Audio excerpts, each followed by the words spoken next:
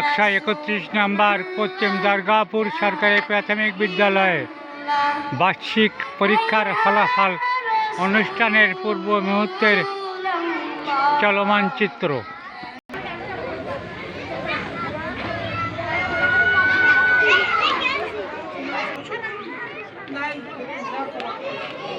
আজকের 2024 সালের তৃতীয় প্রান্তিক বার্ষিক পরীক্ষার ফলাফল অনুষ্ঠান ঘোষণা দিতে যাচ্ছে। এই উপলক্ষে যারা এখানে উপস্থিত হয়েছে, যারা আমার ছাত্রছাত্রী, অভিভাবক এবং স্থানীয় আমার প্রাক্তন ছাত্রছাত্রীরা যারা উপস্থিত, সবার আমার শিক্ষকবৃন্দ, মুরব্বিয়ান, সবাইকে আমার আন্তরিক সালাম ও শুভেচ্ছা। আমাদের এই অনুষ্ঠান একটু পরেই শুরু হবে। এখন শীতের সময়, যার জন্য অনুষ্ঠান একটু বিলম্বিত হচ্ছে, কিন্তু আপনারা কেউ অধৈর্য হবেন না, একটু পরে আমাদের অনুষ্ঠানের কার্যক্রম শুরু হবে। আমাদের মাঝে এক্ষুনি উপস্থিত আছেন অত্র বিদ্যালয়ের প্রাক্তন সভাপতি জনাব আব্দুল মাজেদ ঢালি। তাকে আমার মঞ্চে আসার জন্য আমি বিশেষভাবে আহ্বান করছি। আমরা অনেক দীর্ঘ 1 বছর বিদ্যালয়ের যে সমস্ত কার্যক্রম পরিচালিত হয়েছে, যে সমস্ত কাজ হয়েছে এবং লেখাপড়া আজকের সেই তার মূল্যায়নের যাচাই, যে যতটুকু সফলতা অর্জন করেছে সে তার প্রাপ্যটা সে বুঝে নিতে পারবে এবং সে বুঝতে পারবে যে আমি এতটুকু আমার প্রাপ্য রয়েছে। আমাদের এখানে সবচেয়ে বড় সমস্যা, আমাদের এখন অনেক ছেলেমেয়েরা, অভিভাবকেরা সবাই ভাড়ার কাজে ব্যস্ত।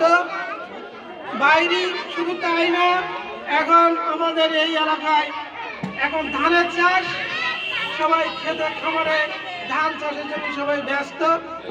কিন্তু যারা উপস্থিত হয়েছে সবাইকে আমি আমার আন্তরিক অভিনন্দন, মোবারকবাদ জানাই। এই যারা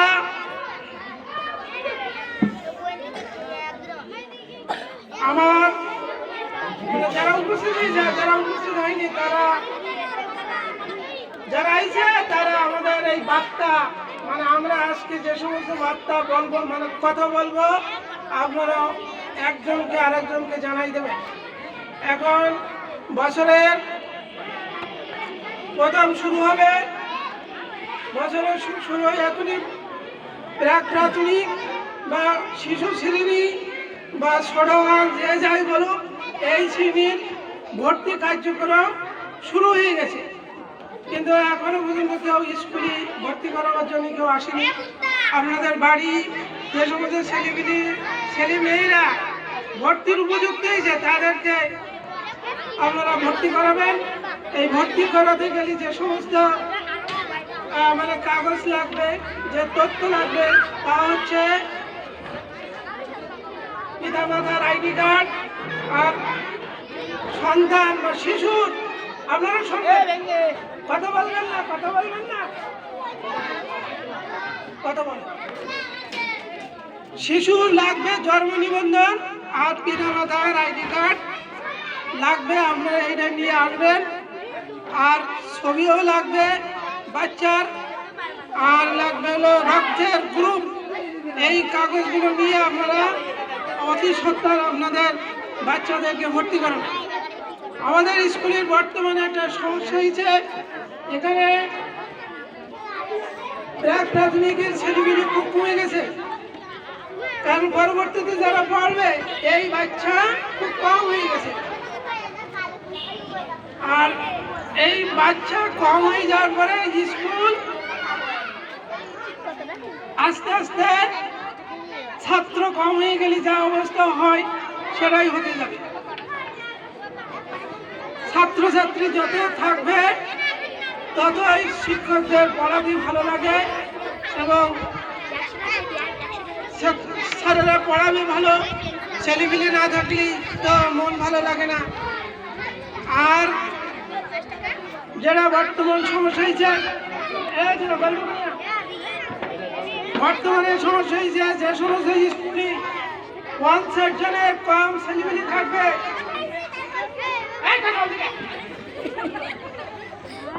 50 জনের কম ছেলেপিলে হলে ওই জায়গার স্কুল থাকবে না, ওই জায়গার স্কুল থাকবে না। সভাপতি ডাক্তার সভাপতি সাহেব কথা বল, 50 জনের কম হয়ে গেলে সেই জায়গার স্কুল থাকবে না, সেই স্কুল উঠে অন্য পাশের স্কুলে চলে যাবে। এটা আমাদের ছেলে মেয়ে বৃদ্ধি করার চেষ্টা করতে হবে।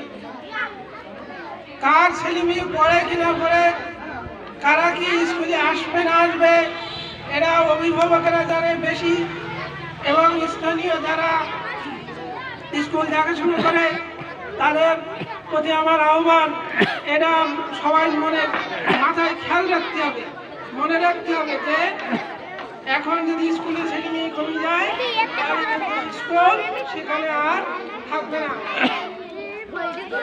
শিক্ষকদের কোনো সমস্যা হবে না, তারা যেখানে স্কুল চলে যাবে সেখানে যেই তারা শিক্ষকতা করতে পারবে। অসুবিধা হবে তাদের স্থানীয় যারা ছেলে মেয়েরা সহজে বাড়ির নিকটে পড়াশোনা করতে পারে, তখন তারা হয়তো বাড়ির নিকটে পড়াশোনা করতে পারে। এই স্কুল এখানে প্রতিষ্ঠিত হওয়ার পরে এখানকার পশ্চিম দুর্গাপুরে শিক্ষার হার অনেক বেড়েছে। আমার মনে হয় যদি এখানে স্কুল না হতো, এখানে বহু ছেলেমেয়ে তারা শিক্ষার আলো গ্রহণ করতে পারতো না। আর সবচেয়ে বড় সুবিধা, মেয়েরা বাড়ির নিকটে স্কুল থাকলে মেয়েরা তারা ভালো স্কুলে আসতে পারে, তাদের সুবিধা, তারা পড়তে পারে।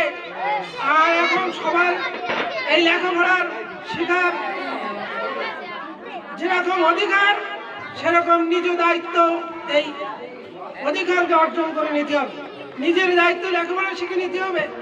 লেখাপড়া না শিখলে এখন আর কোনো সমাজে কোনো তার কোনো